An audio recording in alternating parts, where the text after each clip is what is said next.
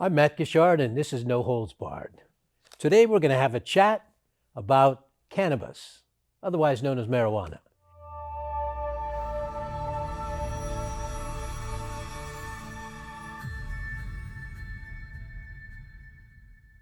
I think the appetite, that's an interesting word. The, um, the appetite for a number of people think about it as this, and people say, this is not your father's marijuana, because a lot of people who voted for it, frankly, Mhm. uh, baby boomers, that kind of thing, saying, I remember back in college. But this is not the same as we're hearing much more potent issues about it. And that goes to kind of what you talked about at the start when you're talking about licenses, and that is testing. So it's kind of Yes. a it's kind of a compound question. Well, it clearly is, but talk a little bit about the what products are out there legally, and what's the testing process. So I'm going to take that in reverse if you don't mind, because the testing would happen before the products get to market. So basically, at every there's something called seed to sale tracking systems. It's called track and trace in California. And what that does is every time you grow a plant, it gets a unique barcode or identifier that you can literally scan and say, okay, I'm moving this plant into this part of this facility to grow. And then everything that comes from this plant will be affixed with this barcode. And that way the state can follow that plant's journey from coming out of the soil all the way to the retail store where it finally gets sold to a consumer. And so along the way, the cultivator and eventually the manufacturer who makes any like products other than just the flower itself has to get the product tested at both stages, both first when it's being cultivated and ready to enter the market, and or when it's been manufactured in its final form. When it goes to the testers are their own standalone license types that cannot hold any other interest in any other cannabis business, because that's the public safety concern. So these testers are supposed to be more quote unquote independent. And their whole job is to test for all these different pesticides, molds, and anything else that the regulations, and there's literally pages and pages of what they need to test for in our state regulations and methodologies for doing so, that these testing labs have to follow. And until it gets a COA, or a certificate of analysis, passing it, and also saying what the cannabinoid content is, such as THC or CBD or otherwise, it's not ready to enter the market. So this is all tested for public safety, and if there's an issue with it, it has to be either remediated by the producer or destroyed if it can't be remediated before it can enter the market. And there's recall processes for that as well. So that is something that the state has done to help create safety for consumers, that you're not going to have this laced with fentanyl or other drugs, or that it's going to be done in a clean environment where it's being manufactured and cooked, that has actually been inspected by your local and state agencies and governments to make sure that there are clean and safe conditions before it reaches the retailer for sale to the consumer or the patient. And when you talk about the types of products, I mean, innovation is coming out every day. It's very exciting to watch. I mean, you of course have your typical flowers, which is just the cannabis in its normal form. And many times people are making that into pre-rolls, which are just pre-rolled joints or cigarettes that are cannabis in nature. And then there's also, of course, you're seeing topicals and salves that you can put on your skin, and that don't give you as much of a higher euphoric effect, but definitely seem to have some interesting applications to help with pain and other joint or muscle discomforture. But again, none of this has been proven to be the case medically, but that's what people have been anecdotally saying. We also have drinks, which are becoming a real big vertical in market, which is just, and cannabis, like, the hard seltzer craze is really big. And instead of putting hard alcohol, they're putting cannabis as the active hard component in seltzers. So we're seeing a lot of that.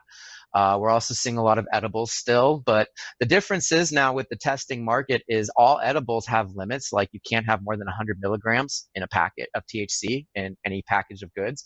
And in fact, most edible makers are breaking them down into anywhere from 2.5 to 10 milligram doses within that 100 milligram package, or single servings of that size.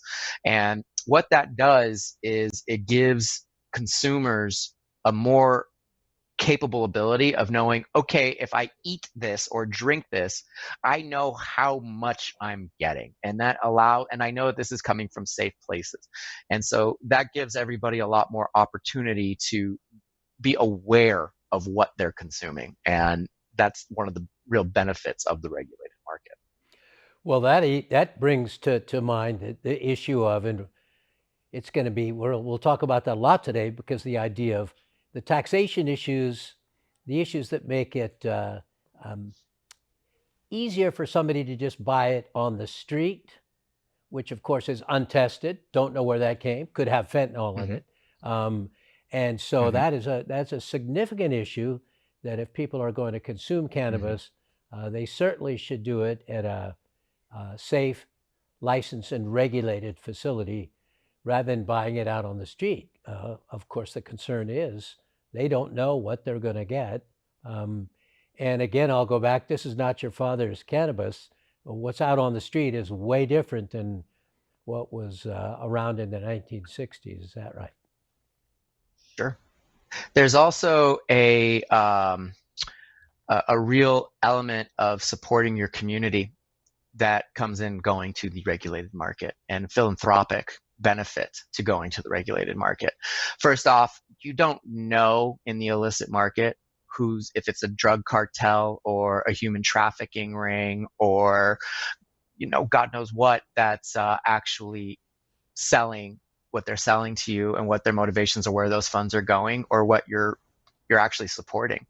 Whereas if you go to cannabis businesses that are licensed and regulated, besides the public safety issues that you mentioned and the taxation that brings to your government, local government and cities, is it also gives you a chance to support local businesses who have made a dedicated effort in this industry to A, address social justice issues, and B, address the community at large. A lot of local governments require cannabis businesses to, as part of their application, explain how they're going to give back to the community. Are they beautifying the area? Are they giving charity to other local organizations? Are they just creating more jobs for the local citizens in your community? And these are types of things that if you go to a regulated store, you're supporting. And it's something to consider when you're weighing the idea of going to that illicit shop on one corner that might be charging you maybe $20 or $30 less, versus the health and unsure effects of where that's going, versus paying that additional money to get what you know is safe and supporting your. There's definitely a value and moral proposition to that to consider, and everybody has their own calculus on that one. But it's something to think about, that maybe a lot of people don't realize when they're making that pocketbook decision. Well, I think one of the pocketbook decisions, and I think one of the major reasons why lots of people voted for it. I mean, a lot of people said, I don't use it, don't plan to. However, it's in this day and age of needing revenue to run governments and run cities and various things, that it makes sense to tax it, control it, and do that. However, we've heard anecdotally that the various taxing authorities at a number of levels have really inhibited the ability of some of these businesses to thrive. And I've heard that, okay, here are all the taxes, and then a city will say, and then we're going to have our own city tax in addition, which then, of course, tends to push people away from the legitimate licensed stores and off to the guy on the That's a street real corner. issue. Yeah. That's a real issue, Matt. And it's kind of, a lot of that falls from the fallacy that people think that, oh, cannabis businesses are making money hand over fist and they just got all this money. That may have been the case before regulation really started, because with the lack of banking, everything was being done in cash. And because there was this whole model of working in California, for instance, of you must be working not for profit, and you must be, and you must be only growing enough to sell enough for people that medically need it within certain communities, that there was a real incentive to not show money on the books, and to, do everything by handshakes. And you weren't necessarily paying taxes. You weren't necessarily paying your employees. You were calling them volunteers, or doing other things that were very questionable and illicit even if that was being in the way that it was done regulatorily permissible at the time. And so maybe back then there was a lot of cash coming in, and there was a lot, but that was also because there were no expenses going out. Most businesses, you have to pay employees, you have to provide benefits, you do have to pay taxes, you do have to worry about getting insurance and all these other things to make sure that you're covered for unforeseen circumstances. And that makes any business, have expenses against it. But then cannabis has additional expenses that others don't. Number one, as I mentioned before, it's federally illegal. Since it's federally illegal, there's this revenue code section from the IRS and our federal government, which is IRC 280E. And what 280E basically just says is, look, we are the IRS. We are not here to enforce the laws of our country. If you're making money in our country, you need to pay taxes. We don't care what you're making taxes in. You're running a prostitution ring, you're doing a drug cartel, or running a state legal cannabis business, you still have to pay taxes on it. But because you're doing something that's federally illegal, we're not going to give you all the deductions that we give everybody else. In fact, you only get anything that's constitutionally mandated in our U.S. Constitution. Guess what? There's only one deduction in our Constitution: cost of goods sold. No other deductions are allowed. For a cultivator, that could be a lot of what you do, because most of what you do in your expenses and outlay is based upon building your product. But for a retailer, you can only get deductions for the cannabis you acquire and sell. Think about that for a minute. That actually means that you are actually looking at an effective tax rate on your gross income of closer to 60 to 70%, because you're not getting any deductions. That's massive. Now you have your federal government doing that. Then you have your state and local governments. Both the state has, put in this very, I think it's somewhere between 12 and 15% excise tax. And they used to also tax on cultivation production. They just suspended or got rid of that in July of 2022. But before that, there was a cultivation tax as well. And, you're talking about an excise tax of somewhere between 12 to 15% on just that product, plus all your local and typical sales taxes. And then on top of those, you have your cannabis special taxes that a lot of these citizens are voting in, because their local governments are saying, okay, if you want me to regulate this, well, I need you to vote in as our county or city a special cannabis business tax, which is going to always be there. And so now you're getting somewhere between 2 to 10% locally on top of your state and on top of your 280E taxes. So you have a lot of taxation issues going on there, and a lot of extra taxes that cannabis businesses are paying. Now you also have that there was a lot of concern because of raids in the mid 2000s and early 2010s from the federal government, which aren't happening as much anymore. But landlords got worried. Well, hey, if I'm going to rent to you and state law is going to require me to notarize under penalty of perjury that I know there's a cannabis business going on at my building, well, if I'm going to do that, I got to take the risk of renting to you, because I might have a risk of having my mortgage default, or my refi not go through, or my property be seized or forfeited because it's federally illegal.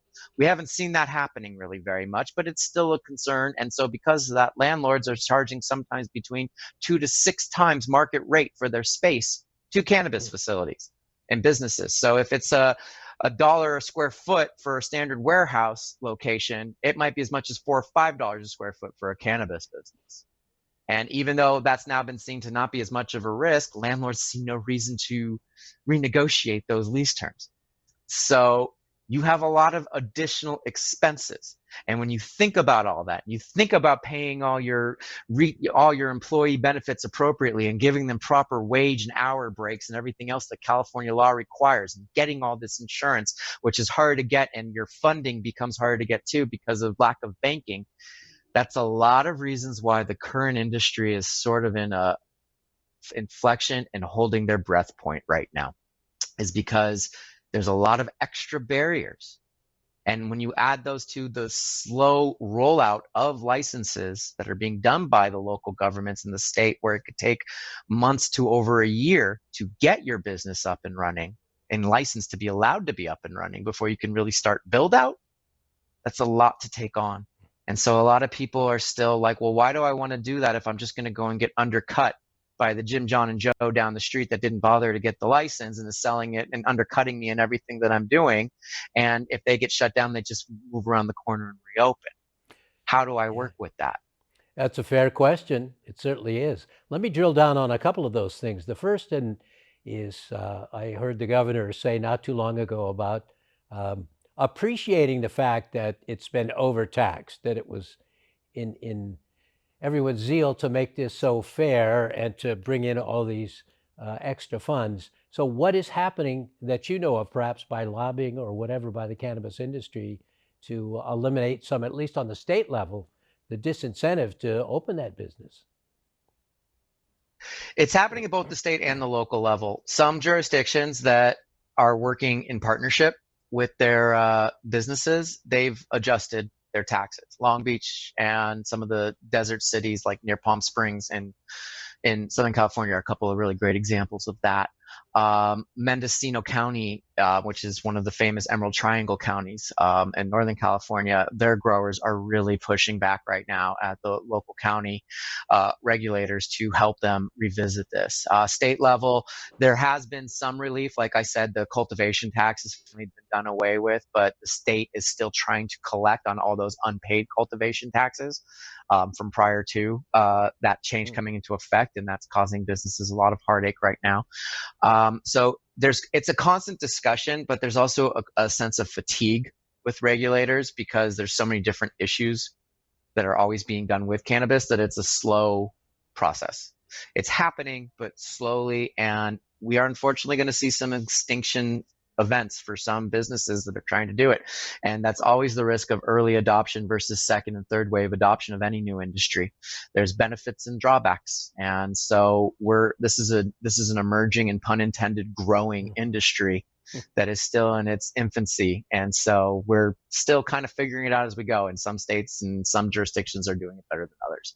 But the key thing is, and it gets really tiring to say it, is education, education, education, and continuing to have the enthusiasm to work with local and state regulators to continue to show them what's working, what's not working. Because in many instances, they genuinely do want to work and help, but it's overwhelming to them and they don't understand.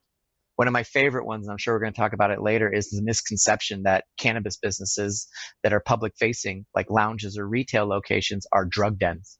I love talking about that one, and I'm sure we will later because that's just so not true. Thank you for watching this episode on cannabis. If you have any comments, please leave them below. And we look forward to seeing you on future episodes of No Holds Barred. Be sure to like and subscribe because it helps us with our YouTube algorithm.